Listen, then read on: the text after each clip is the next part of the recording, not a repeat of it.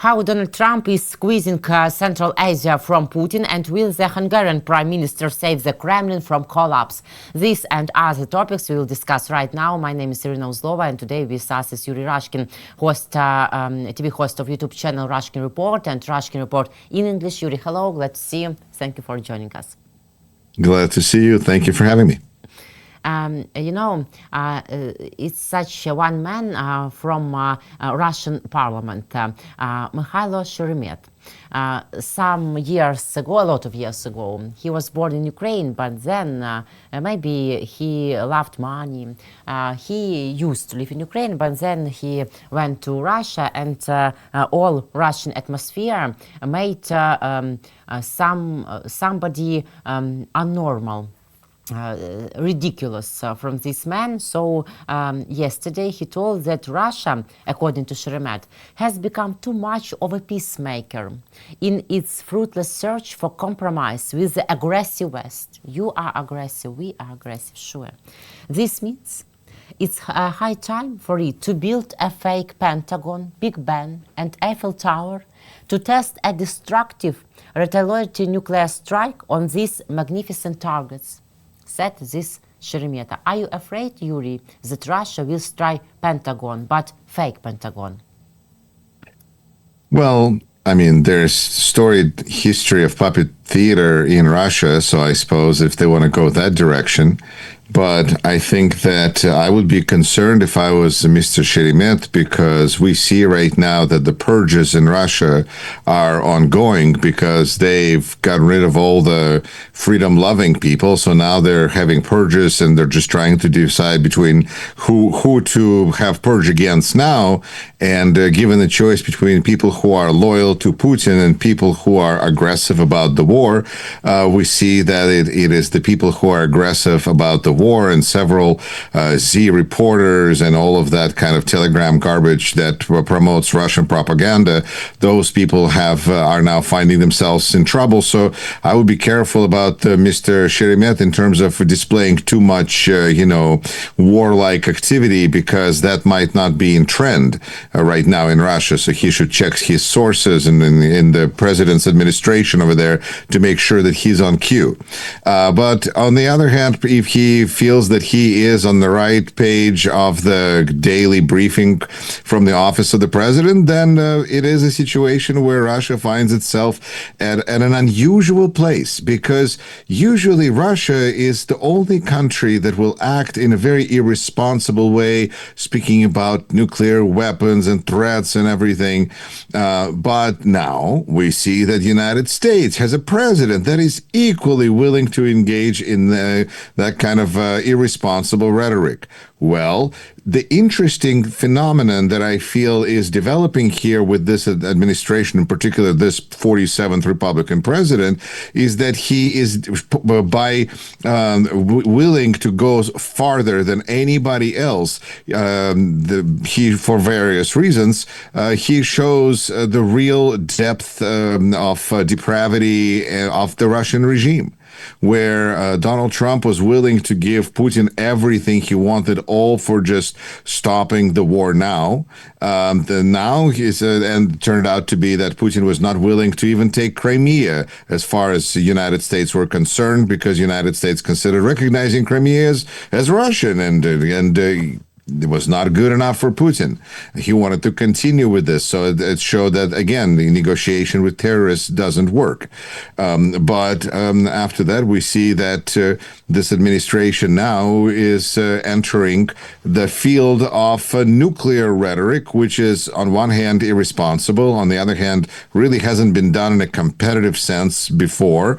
Ever since Ronald Reagan's microphone went live suddenly, and then he announced that we're going to be bombing Moscow.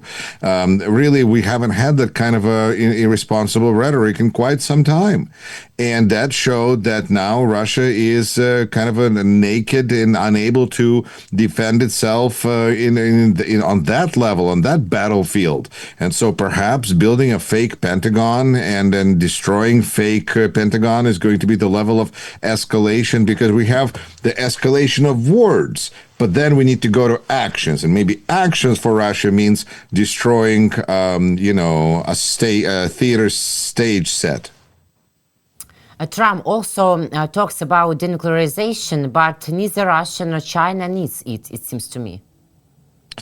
Well, I think that President Trump spoke not too long ago in front of 800 generals and said that there are two words in English language that is irresponsible to speak that start with letter N, and one of them is nuclear. And now here we are. Apparently, it's like the speeches, he forgot the speech he gave because now he's using this rhetoric quite, effortlessly. And of course, this is part of the approach that this administration takes, which is so different from the prior one, if not prior ones, because it lives and dies by press release. And announcing that something is happening is apparently equal to it already has happened. Never mind the fact that there could be technical limitations, financial limitations, all sorts of problems making hurdles to overcome. But there's three stages that I've identified, Iryna. Stage one is the announcement. We're going to do this. We're going to have nuclear testing. Stage two is we're announcing that we're actually going to have sanctions against Russia starting on November 21st. And so that we need to see that then take place. And third stage is we need to see how it's actually being followed, because we see that this administration has problem with all of these, like from announcement to follow through. It's a big challenge for them. But the press release is possible, and at that level, we are getting nuclear escalation in our words is growing, and this is how dictators hold on to power. And maybe Donald Trump is kind of thinking something different, but Putin and Xi Jinping and even Saddam Hussein, when we were thinking that he had weapons of mass destruction, the reason he had those and we were suspecting them, it would be to really protect himself staying in power, because those are the guys that we allow to stay in power. Of course, Donald Trump has a different problem called American voters, but let's hope that he was not going to use nuclear weapons to stop American voters from taking away his power. But in that case, he'd probably have to nuke just the Constitution, because he's now a lame duck president, unable to be elected, reelected. This is all kind of a conversation of past for him. So why is he talking about nuclear weapons? Because he's trying to push Putin to negotiation table. And here we see an interesting dynamic, because Putin refuses because he can't bend down to this, weak little American that would just feel terrible. Not because the Russian people wouldn't eat it. They would eat it up just fine. But to him, imagine if nobody said no to you in 25 years, how would you feel? You want to take a knee in front of this Trump? No. But if Putin is managing to go further and Trump has to run to him and say, please stop the destruction of Ukraine and you can stop there, then maybe Putin would be willing to stop. At least that is one theory that I heard recently, which seems to make sense to me, because it's the dynamic that is happening right now is just not conducive to negotiations, and Putin is not willing to bend the knee to Trump. Am I right when I see, Yuri, that Trump is taking away Putin's influence over Central Asia, and Trump is also taking away Chinese influence and leverage when he signs deals with Central Asian countries regarding rare earth materials and sources? I think that there's two dynamics here, and all of them are about China. Because we see that really the rare earth minerals is the fiasco that is the result of the trade war that was lost by this administration, because it didn't calculate that apparently China had those rare earth minerals that we really need to help us defend against China. Ooh, that was an interesting miscalculation. But now that we figured that out and, surrendered or went back to, hey, this didn't happen, now we see this administration in a hurry make rare earth deals and brag about them to anybody who can. They did this with, Japan, Australia, other countries. This is the thing now. And of course, the reason that China was producing them is because they are everywhere, these rare earth minerals, but they're very messy to produce. And China was the one who decided to do it, and turned out that that was not vulnerability that United States had. So that part of it is rare earth fiasco. But the other part is really, it feels like from the United States, like we are losing influence. Like when the fact that we have very differently changed, not for the better, relations with India now is one of those signs that through politics of this administration, and it is leading to the greater regionalization of the world, which is in a way part of Trump and Putin's worldview, which is that everyone should be the main one in their district. And so United States got the Western Hemisphere with its Canada and Greenland and Colombia and Venezuela's and all of that stuff. And Russia got itself its Europe, and China got itself its Asia. And so in a way, Trump is basically pushing those countries into arms of China by being unpredictable, by levying these punishing tariffs on countries. The tariff fiasco, it has not yet fully played out completely, but we are seeing that it is ruining our relations with our allies and trading partners all over the world, and it is destroying Republican Party when it comes to electoral politics, because the voters are feeling tariffs in our own pockets. This is not something that China is paying. This is something that American people are paying, and we're not happy about it. And so this is a one big China conversation that so far we're just elevating China in its status to a country of a global stature, a country that can stand up to the United States. Okay, fine, economically, but still. And it also shows that it is possible to stand up to the United States, and how to do it. I think everybody is learning lessons here, and none of them are particularly good for the United States. Yes, we see, but China is quite silent, really. How do you think, Yuri? They wait for something. They assess all details of current situation from White House, Kremlin, and then will make some steps? I think that everybody is, whether they're quiet or not, I think has to do with maybe if they're making any loud statements.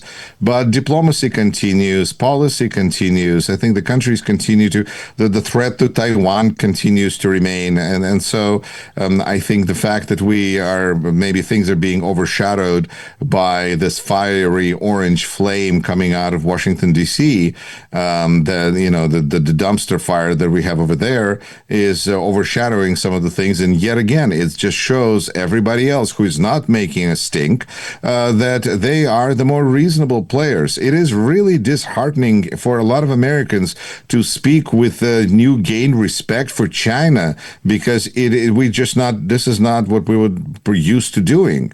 There's certain things that Americans expect, and that is us. We're going to be outpacing, out inventing, being more resourceful than China.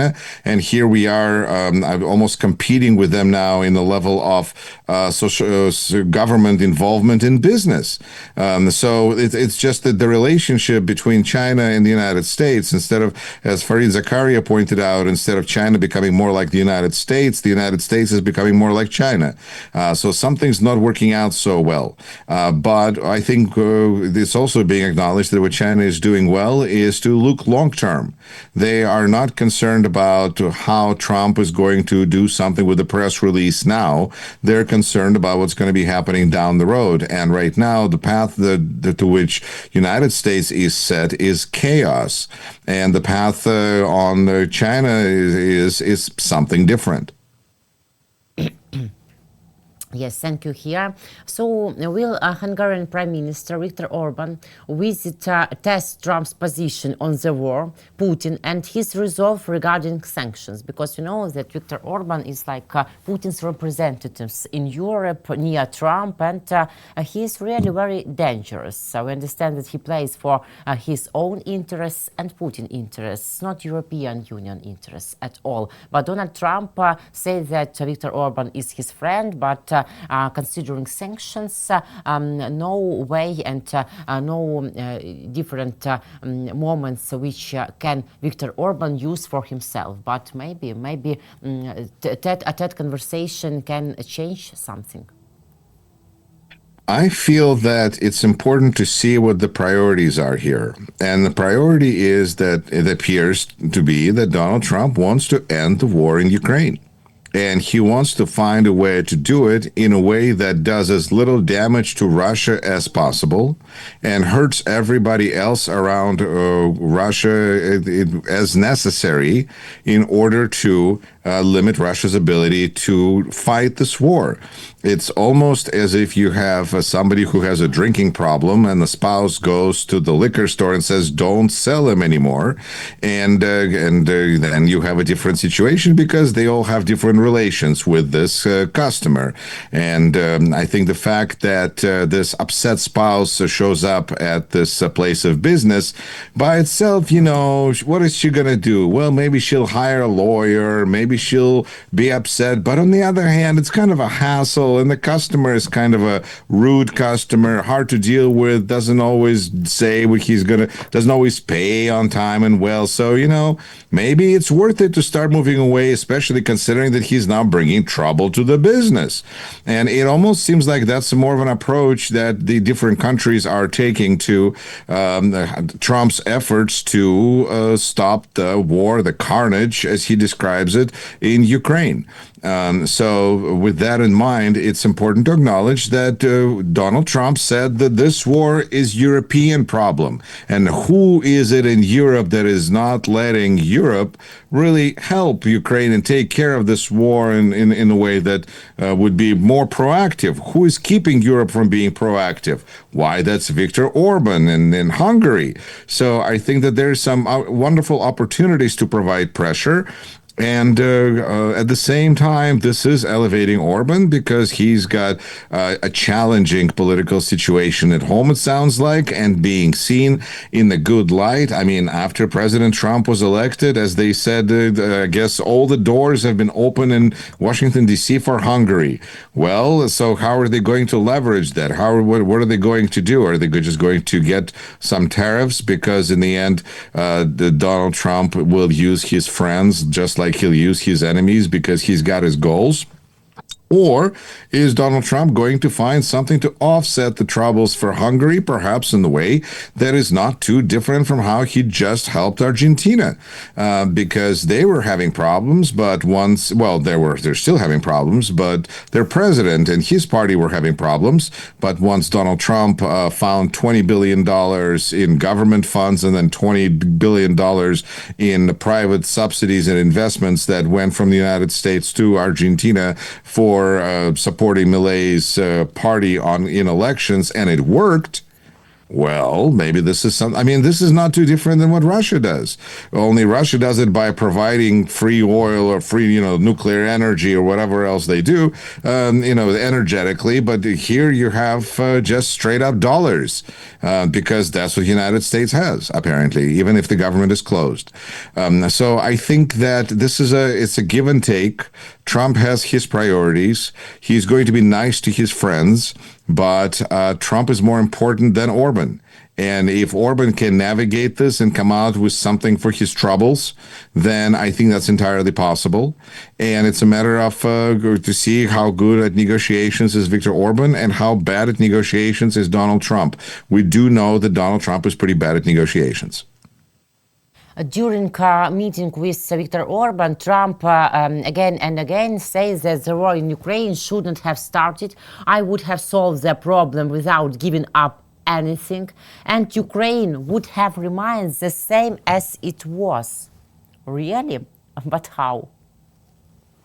Well, I think this is the more time passes and the more it becomes very blatantly clear that this is Trump's war.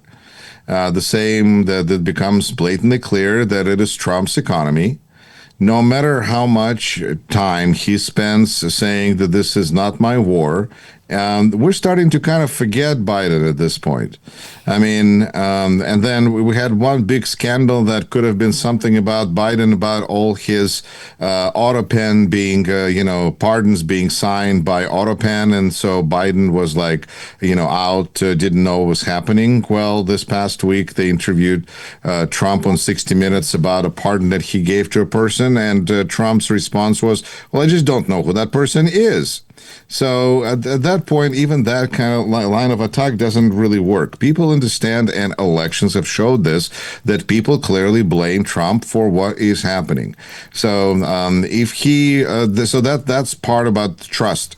The other part about trust is the empty promises. This wouldn't have started if I was, in the past, and we know that Jesus Christ would not have been crucified if Donald Trump was president or leader at the time or alive at the time. It all would have been great. There would have been no Christianity. Well, never mind. So I think that the president is always has behaved in a very consistent fashion. But there are always people who choose to believe him.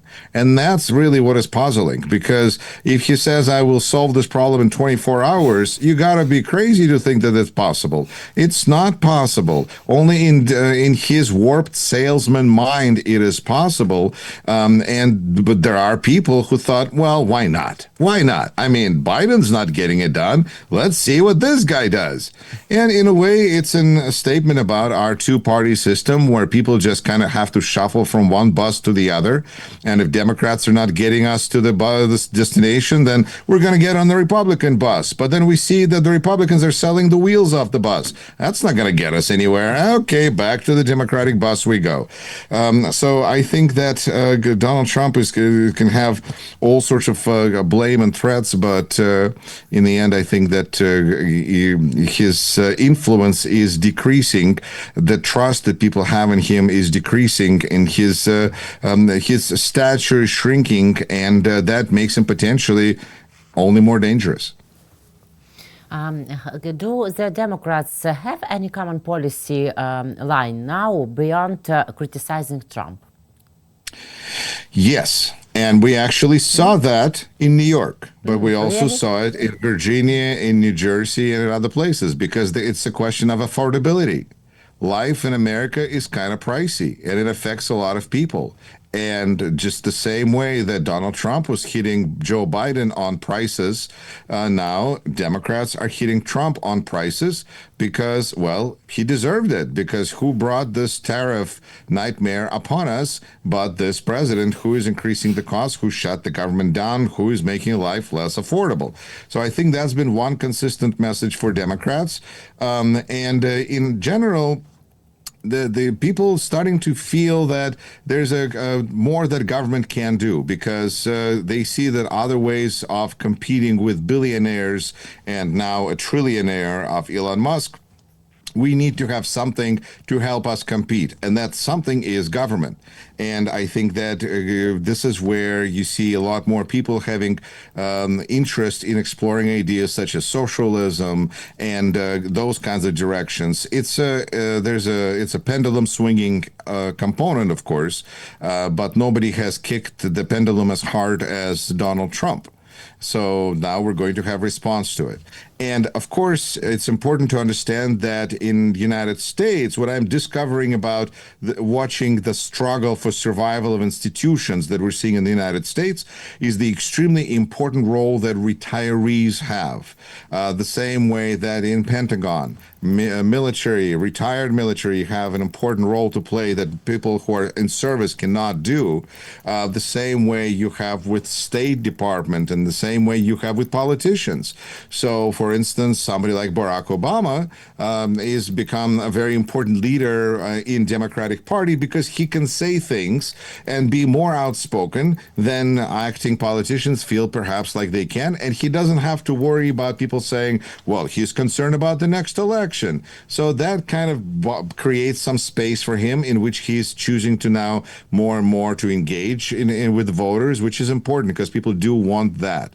But at the same time, there's a very active democratic process, which is going to be particularly helpfully determined once we figure out that Donald Trump has given the green light for Republicans to run for office, although he's most likely just going to okay J.D. Vance.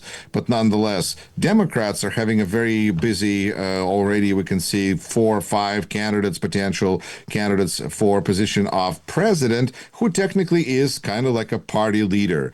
But in the United States, Democrats and the parties really just don't have this kind of a chief and the cult leader scenario. And that's why what's going on right now with Donald Trump and Republican Party is really so wildly un-American, historically speaking. It's, so we're just waiting. Now there's a possibility that the bubble's been punctured on Tuesday and the air is starting to come out of this, just simply because people chose to, not because Democrats have amazing ideas, but because people don't like Trump's ideas. But we'll see where it goes. The challenge is that we still have the problems that we need to continue to address, such as helping Ukraine and doing, fulfilling whatever commitments we're still willing to engage in worldwide. But I guess maybe it helps to look at what's happening in the United States, where we see that part of government shutdown, is that 42 million people lost access to food stamps, the government support subsidies for food. And a federal judge in court required administration to pay to do this in spite of the shutdowns. You know what the administration is doing? It's appealing this decision because it rather would prefer 42 million people go hungry, then Democrats have a leg up in this negotiation process. So I think that just says a lot about the kind of people that are running Washington, D.C. right now. And when we talk about Putin, we often say that the only thing he understands is strength. And this GOP or Gopniki really are the very similar bunch of people in the sense that they don't understand what's right or what's wrong. They understand force and they understand strength. And right now, Donald Trump is looking a little weaker. And so that makes things a little more interesting. It was, as usual, with you, very interesting conversation. And I say thank you today to you, Yuri. See you next week. Take care. Thank you. Take care. Yuri Rashkin, host of YouTube channel Rashkin Report and Rashkin Report in English. My name is Iryna Uzlova. Guys, thank you for joining, watching us, and that you every week are with us. Subscribe to our YouTube channels, please. Left your comments. See you. Take care.